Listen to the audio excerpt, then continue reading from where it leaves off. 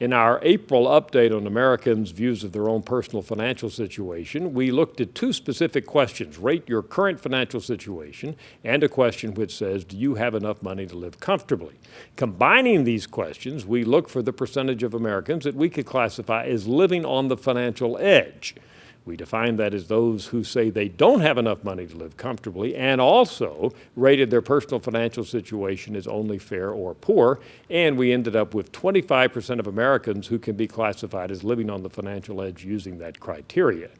Now, who are these people living on the edge? It's really not that related to age. One might think it is, but the only age factor here are those 65 plus. They're the least likely to be living on the financial edge.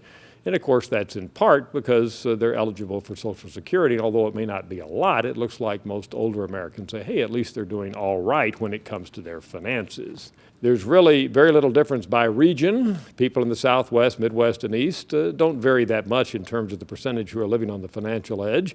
One factor that does make a big difference, and this is no great shock, is, of course, income. Look at the differences there in front of you. If you're one of the Americans whose household income is below $20,000 a year that we interviewed, 66% of you say that you are living on the financial edge, in the sense that you don't have enough to live comfortably and you rate your own financial situation as only fair or poor. And of course, the percentage living on the edge drops dramatically as income goes up.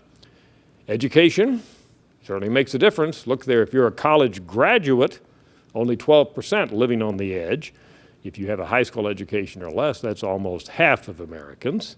If you're non-Hispanic white, 22% living on the financial edge, just a few points below the overall sample average. If you're non-white, it's 30%, a little higher, but basically that's not a huge difference.